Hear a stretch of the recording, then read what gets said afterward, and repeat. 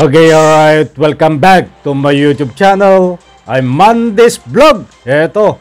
At napakainit na naman mga kaibigan. Itong ating tatalakayin. Naku po. Talagang kilala nyo ito. Si Boy Kurot. Ha? Boy Kurot. Kapatid ni Arnie Tevez. Itong si Henry Tevez. Naku po. Dinali na naman. Ang makapal na mukha ni Boy Kurot ay pinanipis, binanatan ni Mayor Janice Digamo. Laman ng video na yan mga kaibigan, ang ating tatalakayin. At kung bago pa lang po kayo sa aking maliit pa na YouTube channel, please subscribe, sabay-sabay po nating i-like ang video na ito kung nagustuhan nyo po.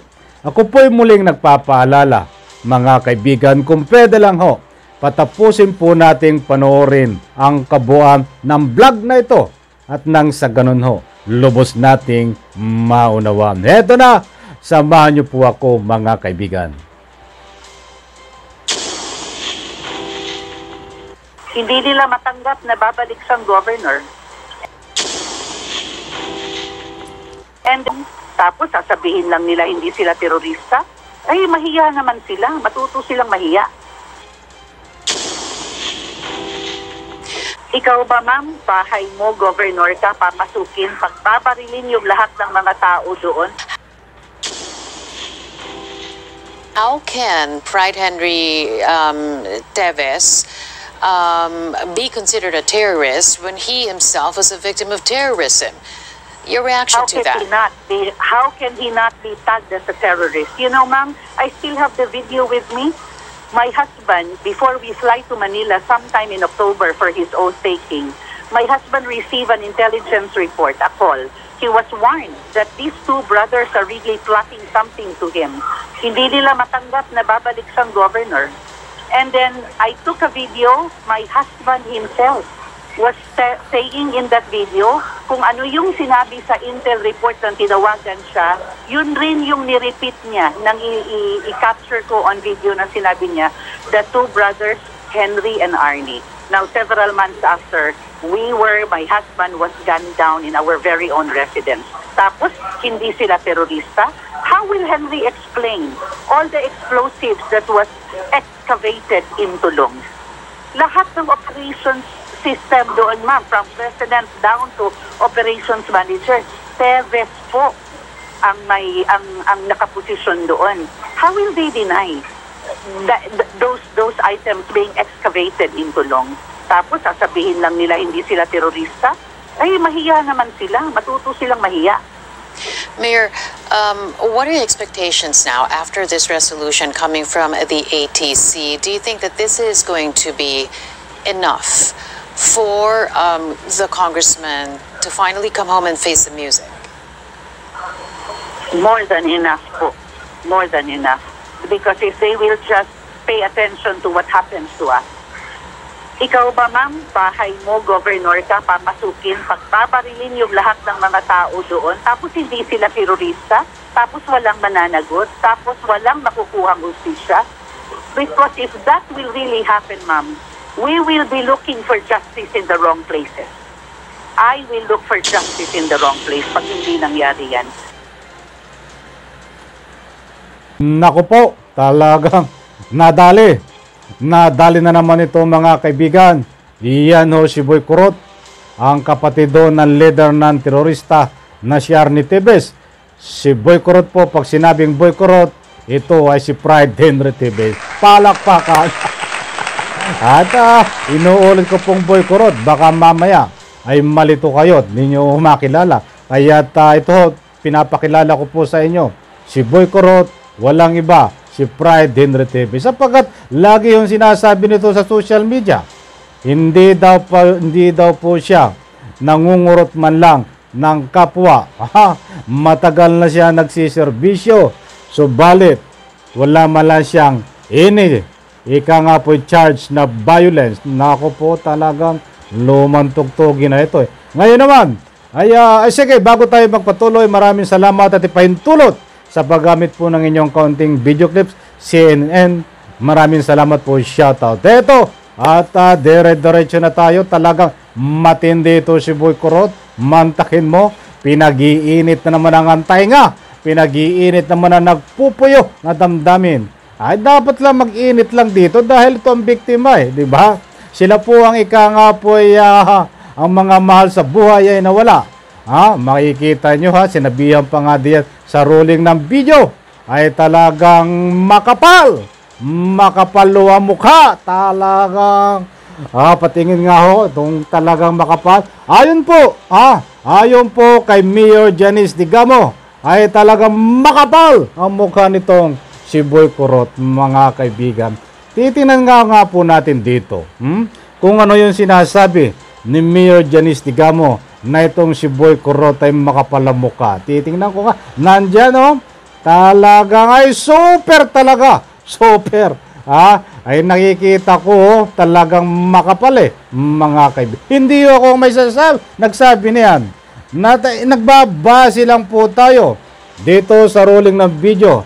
Na ika nga po makikita po natin ang larawan diyan ni Boy Kurot talaga makapal nga. Makapal nga ang apong mga kaibigan. Tama ka, Mayor Janice Digamo Sa punto pong ito mga kaibigan talagang matindi ito Maraming dahilan kung dinadahilan niya po ay siya daw po ay hindi man lang nangungurot ng tao sa mga nakaraan niyang ika nga po ay press conference, nagpapa-interview sa iba't ibang sulok ng media Yan ang kinakatawiran niya, yan ang pambara niya. Hindi daw po siya man lang nangungurot ng ika nga po kapwa. But dito sa video na ito, nako po, matindi. Kakaiba naman ang style niya. Yan kita nyo, nagpapawa. Ano ang sabi niya? Siya daw po ay biktima din ng bombing. Ang question ay bakit siya itatag at tatawagin o bakit siya idideklara na isang terorista samantalang siya daw po ay biktima din ng bombing.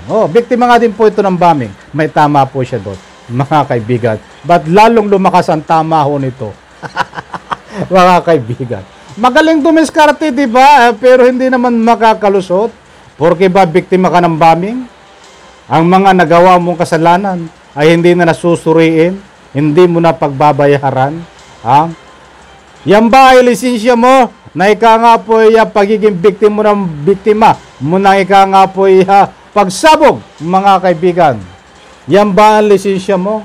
Para ika nga po itong issue na naman sa ika nga po sinasabi mo na dapat hindi ka diniklara. Talagang matindi ka, lumang uso na ito mga kaibigan, di ba? Matindi. Hindi po ba tayo niyan mga kaibigan, isaksak mo ito sa kukuti mo, Boy Kurot. Hindi ho batayan at hindi lisensya. Hindi porke ikaw ay naging biktima ng pagsabog. At yung ito nga ho ay talagang napanood ko yung kanyang video noon. No, ika nga po naging biktima siya. Talaga po totoo. Totoo po, naging biktima. But hindi po lisensya yan. Para ikaw ay, ika nga po hindi usigin, hindi lisensya yan. Para ikaw ay yung mga ginawa mo, di umano, na ika nga po basihan para madeklara ka na isang terorista. Ay yan po, ay talagang hindi po magiging basihan para na lang ibaon sa limot, mga kaibigan. Ano ang gustong ipunto dito nito? Paniniwalain ba tayong ganito? Paniniwalain ba tayo na ika nga po siya po talaga ay hindi terorista, mga kaibigan? Kapag according po sa ruling ng video na yan, kaya nga itong si Mayor Janice Digamo ay talagang nagpuputok ang botse. Dapat lang at karapat-dapat, mga kaibigan. Sapagkat talagang sabi nga ni Mayor Janice Digamo, pinasok ang kanilang bahay. Maraming tao at pinaslang ang kanyang mahal na asawa. Na ito ay sumasaklaw sa pagiging isang terorista, mga kaibigan. Tapos sasabihin mo, hindi ka terorista. dahil ikaw ay biktima ng iyong ikangay pagsabog, biktima ka rin ng terorista. Nako po, Diyos mio, mabagin, Diyos ko po, Rudy, malabirhin, nananaginip talaga ito ng gising. Marami ang mga style nito eh. Talagang dito sa Digamo talaga, marami ang matutuklasan natin mga kaibigan. Kung mayroong mga tao na nananaginip ng gising, mayroon din mga tao dito na nasubrahan ng talino. Ito naman si Boy Kurot, kakaiba naman ng style. Gumagawa ng mga salita na pinapatong sa kanya kinakaharap na kaso. Katulad ng Kurot, katulad itong biktima din siya, dapat hindi itag ng terorista. Nako po, ano kaya naman ang kabang-abang dito, mga kaibigan? Kahapon yung naging topic natin ay siya po ay nagpanggap na isang terorista. Magsasaka. Talagang matindi, di ba? Nagpanggap siya ng isang magsasaka, mga kaibigan. Kaya sabi nga sa comment section, talagang hindi nila kayang tanggapin. Ang nga po sinasabi nito na nagpapanggap na isang magsasaka. At akorde nga kay Mayor Janice Digamo, magsasaka na nga po pag naniningil doon sa mga kapwa magsasaka, ang gamit po ay baril sa paniningil. Diyos mio, mahabagin. Diyos ko po, Rode, talagang matindi to. Kaabang-abang lagi ito eh. Kaabang-abang. Sapagkat ngayon ang pinapalabas naman niya na talagang hindi siya karapat-dapat matag na isang terorista sapagkat siya ay biktima ng pagsabog din. Biktima siya ng isang terorista. Kahit saan ang gulo, tingnan nito mga kaibigan, talagang ito ay puro invento na ang lumalabas, desperado na mga kaibigan. Hindi lang ako magsasabi. Tingnan nyo di yan sa kanyang pagkatao, sa kanyang mukha. Kahit di yan sa comment section, nako po, ano ang sabi ng ating mga mahal na mga netizen, talagang ganito ang style nito, maamon to pa ang mukha. Kunwari, lumalapit at tumaharap sa camera, tingnan nyo po, mga kaibigan, iba ang sinisilakbo at nararamdaman yan. Hindi po ang ay yung tunay niyan sinasabi. Datapuat magkasalungat po ang kanyang nakikita sa panlabas na nyo at ang kanya pong kalooban, mga kaibigan. Hindi lang po ako ang may sabi. Pasyalan po natin ang comment section. Nako po, talagang mantakin nyo. Talagang pinupulutan siya dyan. At ang dami diyan na nagbibigay ng suporta na talagang ito ay yun nga, ang mga sinasabi niya ay pawang mga kalukuhan, mga kaibigan. Mantakin mo? Hindi ako terorista dahil ako ay naging biktima. Biktima ng bombing, biktima ng pagsabog. Nalagang matindi, di ba? Kaya gano'n na lang, hindi po natin, suportahan po natin kung ano man nang naangkop na po'y laban dito ni Mayor Janice Digamo. Maliwanag naman po sa sinasabi niya. Ang kapal lang mukha mo. Talagang makapalang apog, Ayon po kay Mayor Janice Digamo, ikaw ay gusto niyang ipunto dito ay nagpapalusot lamang. At sabi nga, kung hindi ito magbibigyan ng hustisya, ay gagawa siya ng wrong paraan para mabigyan ng hustisya. Iyan po, hindi po natin masisisi, mga kaibigan, sa silakpo po ng galit ni Mayor Janice Digamo. Ay nasasabi niya po yan sapagkat, sabi nga niya, sila po ang biktima. Siya po ang biktima dito, ang kanyang mahal sa buhay. Kaya ang init po ng kanyang damdamin, ang init ng pananalita, lalong-lalo na po pag nakikita sa harap ng kamera itong si Boy Kurot, talagang matindi, naglalagablab na po. Lalong-lalo na po pag maririnig dito kay Boy Kurot ang salitang hindi daw po siya terorista dahil siya ay biktima din ng pagsabog. Biktima rin siya ng isang terorista. naririnig at napapanood ni Mayor Janice Digamo ang nasasabi nito. Ay kaya nga sumisilakbo ang dugo di ba? Kahit ako kahit ako talagang kung ako nasa katayuan ni Mayor Janice Digamo, isang senaryo lang po, ay talagang totoo. Ganyan din po ang mangyayari sa akin. Ganyan din po ang ikangay mga palabra de honor ko na ikangay ibibigay ko na salaysay laban ho dito sa ikangay magkapatid na ito, mga kaibigan. Isang senaryo lang po yun, mga kaibigan. Isang senaryo. Kaya't mga kaibigan, alam ko ho, matatalino tayo. Alam ko ho, ang lahat ng sumusuporta dito sa aking maliit na YouTube channel, matatalino po kayo, mga kaibigan. Alam ko na hindi po kayo magpapaninlang dito kay Boy Kurot, mga kaibigan. Alam ko ho, hindi kayo magpapadala dito sa kanyang mabulaklak na pananalita. Alam ko ho, hindi kayo magpapadala dito sa pagpapanggap niya na isang magsasaka. Alam ko na hindi kayo magpapadala dito sa sinasabi niya, nagpapawa, biktima rin siya ng isang pagsabog.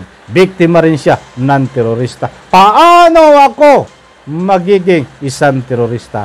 Yan po ang panlaban niya ngayon. Naku po, alam ko ho, tatawanan nyo lang yan. At ang sasabihin nyo sa inyong puso at isipan, nananaginip ito ng gising si Boy Kurot, mga kaibigan. Talagang matindi kita mo ngayon. Dati, naku ho, may mga video ho ito, mga kaibigan.